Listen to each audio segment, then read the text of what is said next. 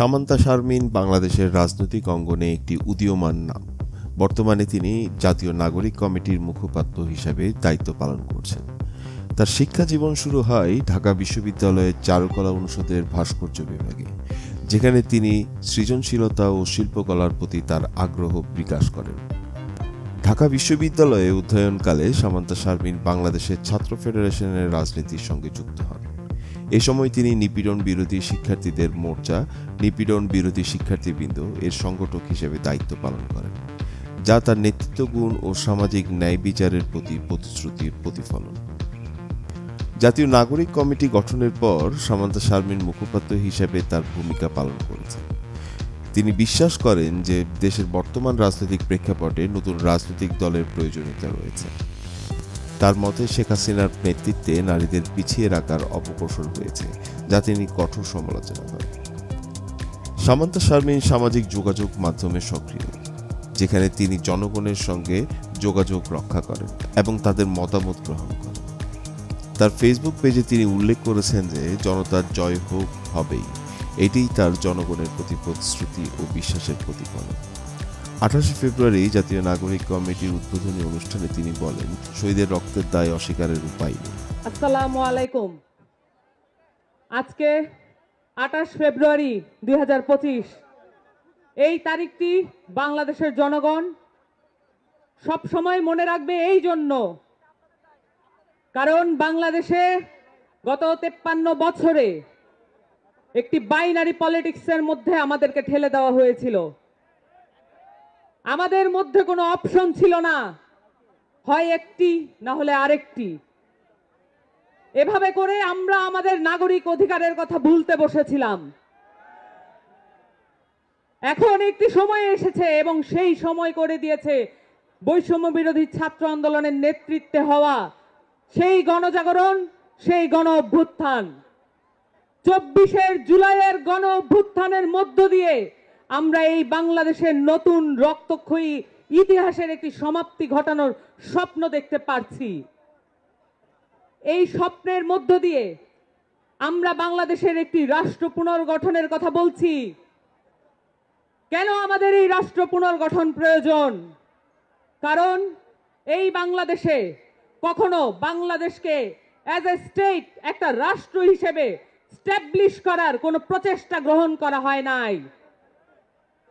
এই প্রচেষ্টা গ্রহণ করার উদ্যোগ আমাদেরকেই নিতে হবে। জুলাই অভ্যুত্থানের শহীদদের যে আত্মা, তাদের ত্যাগ আমাদের উপরে এই দায় চাপিয়ে দিয়েছে। এই দায় অস্বীকার করার কোনো উপায় নাই। আমরা অভ্যুত্থানের মধ্য দিয়ে একটি রাজনৈতিক দল গঠনের যেই চেষ্টা করে যাচ্ছি, যে আকাঙ্ক্ষা ধারণ করে যাচ্ছি, এই আকাঙ্ক্ষার কারণে মূলে আছে এই দেশের মাটির প্রতি আমাদের ওয়াদা, এই দেশের মানুষের প্রতি আমাদের ওয়াদা। এই দেশের মানুষের সালে সালে বছরে বছরে যে স্ট্রাগল রয়েছে, যে সংগ্রাম রয়েছে, এই সংগ্রামকে আমাদের মধ্যে ধারণ করতে হবে। আমাদের এই নতুন রাজনৈতিক দলের যে আকাঙ্ক্ষা, দেশব্যাপী আমরা দেখেছি, যেখানে মাঠে ময়দানে আমরা গিয়েছি, সেখান থেকে আমরা বক্তব্য পেয়েছি কেন আমরা রাজনৈতিক দল গঠনে এত দেরি করছি। আমাদের রাজনৈতিক দল গঠনের যে আকাঙ্ক্ষা আমরা দেখেছি মাঠে ময়দানে, সেটাকে সংগ্রহ করার জন্য আমাদের প্রত্যেকটি কর্মী, প্রত্যেকটি নেতা মাঠে মাঠে ছুটে গিয়েছেন। জাতীয় নাগরিক কমিটি এবং বৈষম্য বিরোধী ছাত্র আন্দোলন প্রত্যেকটি থানায় থানায়, ওয়ার্ডে ওয়ার্ডে ছড়িয়ে গিয়েছেন। আমাদের একটি নতুন রাজনৈতিক দল এজন্য প্রয়োজন, কারণ বাংলাদেশকে রাষ্ট্র হিসেবে গঠনের কোনো উদ্যোগ নেওয়া হয় নাই। আমাদের নতুন রাজনৈতিক দল এজন্য প্রয়োজন, কারণ বাংলাদেশের মাটি ও মানুষের কথা বলার কোনো রাজনৈতিক দল এই মুহূর্তে বাংলাদেশের মাটিতে নাই। বাংলাদেশে একটি নতুন রাজনৈতিক দল এজন্য প্রয়োজন, কারণ প্রত্যেকটি নির্বাচনে যে রক্তক্ষয়ী সংঘর্ষের মধ্য দিয়ে ক্ষমতার পালাবদল ঘটে, সেটাকে পরিবর্তন করার কোনো উদ্যোগ কেউ গ্রহণ করে নাই। আমাদের নতুন একটি রাজনৈতিক দল এজন্য প্রয়োজন, বাংলাদেশে মানুষ কোন দেশ থেকে তার ন্যায্য হিস্সা আদায় করতে পারে নাই। বাংলাদেশের কোন রাজনৈতিক দল, কোন রাজনৈতিক পক্ষ কোন ফরেন মিনিস্টার পারে নাই আমাদেরকে ন্যায্য হিস্সা আদায় করে দিতে। আমাদের যত প্রতিবেশী দেশ আছে তাদের সাথে আমাদের নতজানু পররাষ্ট্র নীতি আমাদেরকে পিছিয়ে রেখেছে। সেখান থেকে মুক্তি পাওয়ার জন্য আমাদের একটি নতুন রাজনৈতিক দল প্রয়োজন। এই কথাগুলো আমরা গত 5 মাস ধরে বাংলাদেশের মানুষের কাছ থেকে আদায় করে এনেছি। তাদের মুখ থেকে আমরা শুনেছি তারা নতুন রাজনৈতিক দলের কাছ থেকে কি কি চান। আমরা শুনেছি তারা দুর্নীতি বিরোধী একটি সমাজ চান। আমরা শুনেছি তারা চাঁদাবাজ বিরোধী একটি সমাজ চান। আমরা দেখেছি তারা বলেছেন এদেশে কোন রাজনৈতিক পক্ষ যাতে বাংলাদেশের মানুষের মধ্যে বিভাজন তৈরি করতে না পারে এমন একটি সংস্কৃতি তৈরি করতে চান।